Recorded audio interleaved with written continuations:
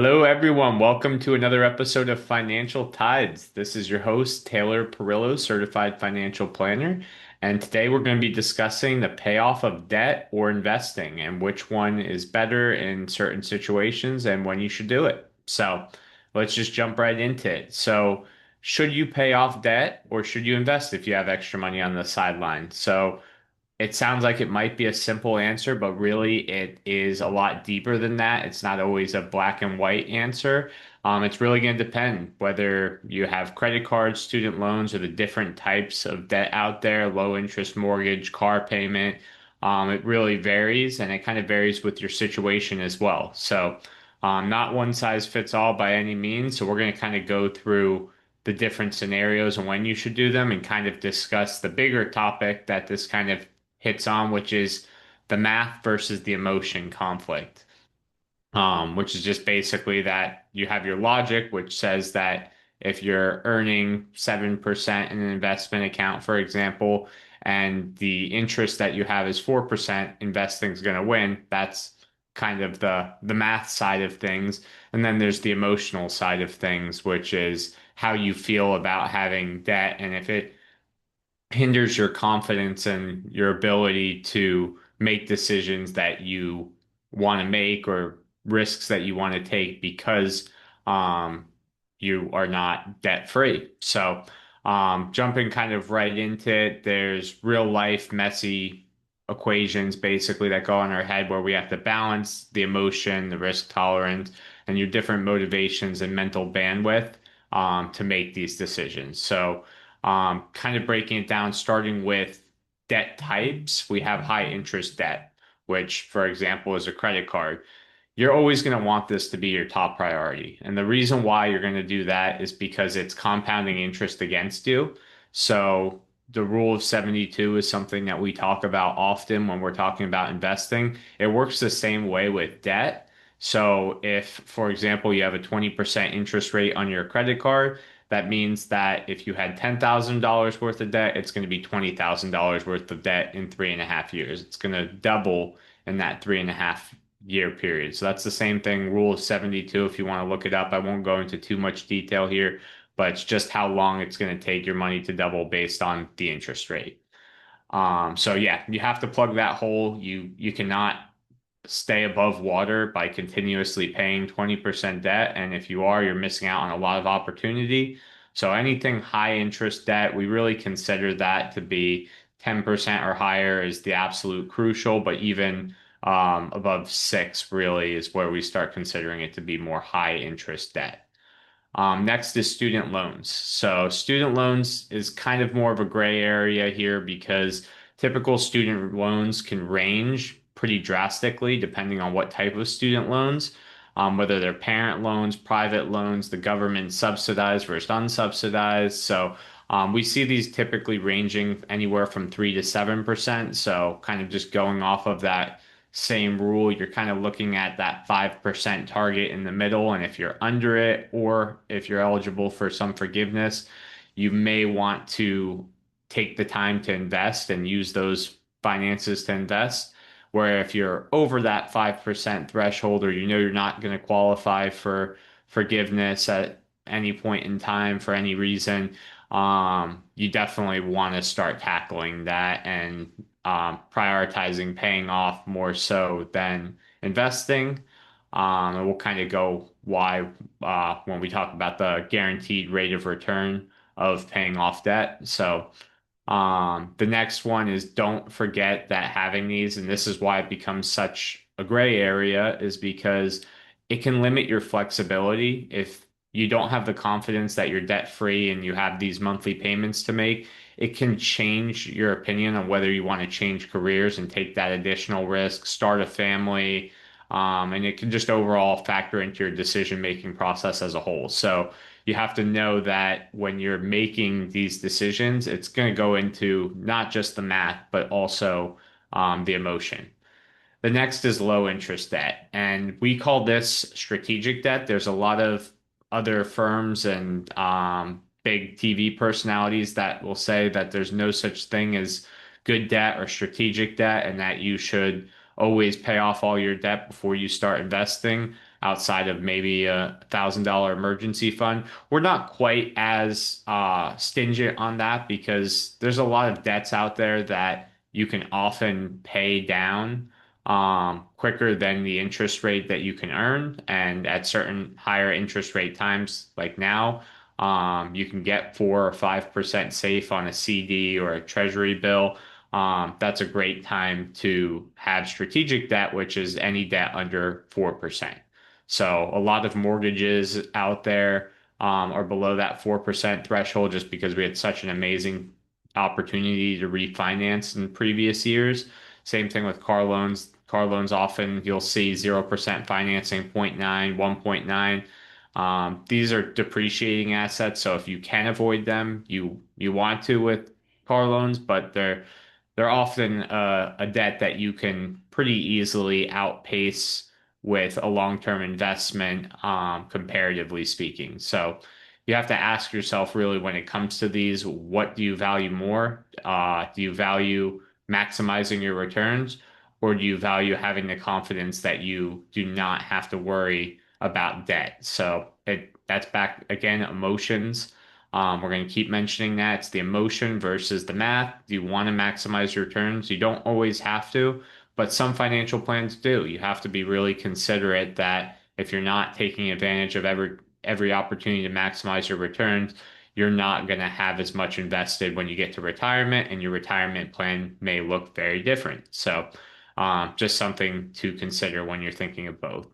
And then there used to be the nuance, and this is really focused on mortgages back in previous generations, that you can't retire until your mortgage is completely paid off. And that kind of came from the 11%, 12% mortgage rates that happened back in the day. And it was just a way that one, that is considered a high interest rate and you want to pay it off, but also, it was the fact that it was many people's biggest payments. So if you get rid of that, you have a lot lower expenses in retirement, which we're not necessarily seeing as much anymore. We're seeing more mortgages that tend to be 25% of total income at 2, 3, 4% interest rates. So it's not as much of a situation that it's a must do before you hit retirement, but some people do find the security in owning their home outright. And that's why that's a strategic debt. You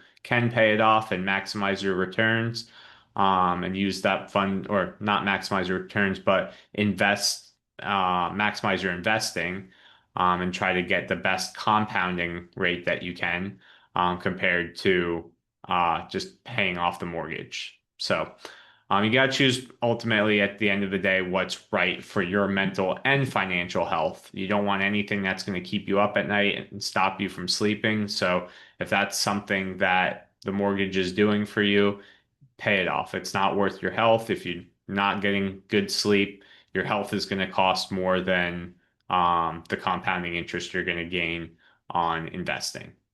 So let's go into what I hit on a little bit earlier, but understanding the guaranteed return framework. And that's just framing how you view debt, in a way that you're looking at it as if you pay that off, you're getting a guaranteed rate of return of whatever that interest rate payment is. So, for example, APR of 18% on a credit card, you pay off that credit card, you just got 18% return risk free by not paying the 18% interest. So that's kind of what we use when we're saying, where are we going to target? If anywhere above 6% is a high interest rate, that's because 7 to 10% is pretty typical average stock market return, 100% stocks. Most clients don't have a 100% stock portfolio. So if we're saying that about a 6% long-term average for the more aggressive portfolios, and then 4 or 5% for the portfolios long-term that are creating income, 6% is really that kind of starting threshold of where we say, hey, that's something that needs to be paid off instantly, because why would you try to get 6, 7 to 10% in a stock market portfolio when you can get a guaranteed safe 6, 7, 8, 9, 10% by paying off the debt? So it just kind of reframes it that instead of chasing returns with your investing, you're getting a guaranteed rate of return. And it's not all just about the return. So we use the word return a lot on here, but it's really about cash flow and the freedom. So paying off your debt will lower your monthly expenses, which can give you flexibility to then save and invest more during that. Do things like take the career risk and maybe start your own company or something else that you otherwise wouldn't do, because you don't feel like like, for example, a lot of people wouldn't go and start a company if they had a large mortgage payment already because they know that companies are going to require capital, and it's just a risk that adds on top of another risk of having to pay the mortgage and risk losing your home if you don't end up being able to pay and the business isn't successful. Where if you have your home covered already and the business isn't successful, you can go back to work and do something else instead to make up for that. So, financial freedom is key, and that's about removing liabilities, not just building assets. If you still are struggling to decide and you don't like the guaranteed return framework or anything, you could ask yourself these five questions, and it just kind of simplifies everything and makes things a little bit more black and white for you. If it's over 6%, get it paid off. Take care of it, pay it off, be done with it. If it's under 4%, maybe it makes more sense not to pay it off and to carry it and get to investing and prioritize your investing. And then in between is 4 and 6%, which is kind of when those emotions come in, and you could ask yourself the other question. So, first question is, what is the interest rate on my debt? And then you can kind of go from there. The next is, do I have a cash cushion? So, this is crucial because if you don't have an emergency fund and you're paying off 4 to 6% debt, what happens if you do have an emergency? A car breaks down and you need to pay $2,000 mechanic bill. That's going to now go on a credit card. And a credit card is going to be a higher interest rate than the 4 or 6%. So by paying off that 4 and 6%, you're kind of leaving yourself only with the option to get higher debt afterwards, which is negatively impacting your financial situation. So you're going to want to make sure that you have that emergency cushion so you're not getting stuck with higher debt and then just trading low interest rate debt for high interest rate debt instead. So you don't want to throw every dollar at investments. You need to have some liquidity, and that's key. The next is, am I eligible for the employer match? And this is really crucial too, because in 401k plans or work plans of any sort, there's a ton of other ones, but 401k is the most common. You could be getting a match, and that match is typically 50 or 100% of whatever you're putting in up to a certain degree. So you want to make sure to take care of that and get that match. You don't want to give up 100% return on investment. If you put in $100, they put another $100 in, your money instantly doubles. So you want to make sure you're taking care of that. Even if you have debt, 100% return, there's nothing out there that's 100% interest. So or 50% interest really. So don't pass that up, even if you have debt. Try to get that in there. And I wouldn't say accumulate new debt to put that in there, but you definitely want to take advantage of that match.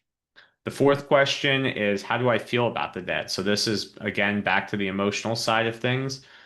If it's going to keep you up at night, prioritize it. Doesn't matter if it's low or high interest rate, just take care of it. We don't want anyone to be hurting their mental health for the sake of trying to get investments in and taking advantage of a little bit more time to compound.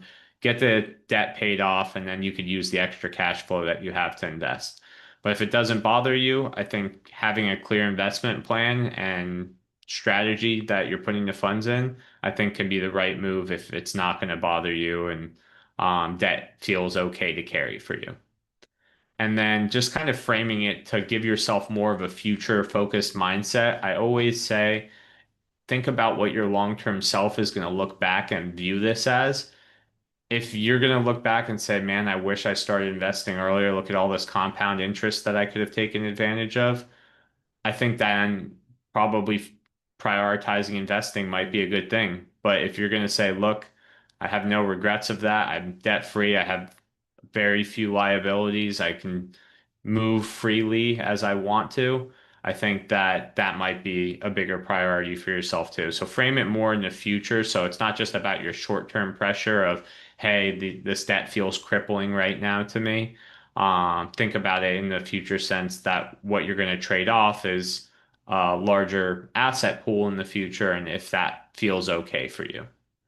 And then lastly, I think this is my favorite point is we always say you don't have to be 100% right, which just means you don't have to dive into any decision you make fully. You can do a 50-50 split and do a little bit of both. Do some investing, do some debt pay down, automate both of them. So have chunks going on a monthly basis to cover both of them so you can get some of them taken care of. You could split it up however you want, whatever feels right to you, but you don't have to make one decision if you think that both of them will be beneficial and you'll be able to see progress in both areas and keep you going, which I think is the big thing is we want to avoid the analysis paralysis of overthinking both decisions, worrying about which one's the right decision for you, and being so afraid of making the wrong decision that you make no decision. So paying off debt or investing are things that you need to be doing and do one or the other at the very least if you have extra money. Don't sit on a ton of cash in the bank making very little interest and take no action and be worse off, have debt accumulating and no compounding interest really to speak of from investing. So I think some progress beats perfection, and getting an actual plan and following it is the best thing that you can do. There's no universal answer. There might be a right answer for you, but the only wrong answer that there is out there is not doing anything at all. So know your debt, know your risk tolerance, and know your goals. Start there and then work on wiping out debt or building wealth or a little bit of both so you can get to that place of freedom, peace, and long-term stability. So thanks so much for your time today. I appreciate you guys for tuning into Financial Tides. I'll see you next time.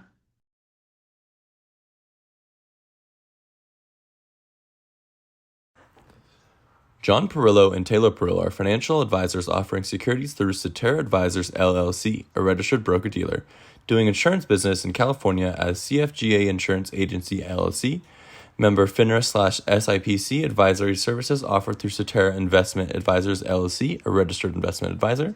Cetera firms are under separate ownerships from any other named entity. California insurance licenses number 0F60123 and 0M90666, 6265 Greenwich Drive, Suite 251, San Diego, California 92122. The views depicted in this material are for information purposes only and are not necessarily those of Cetera Advisors LLC. They should not be considered specific advice or recommendations for any individual. Neither Cetera Advisors LLC nor any of its representatives may give legal or tax advice.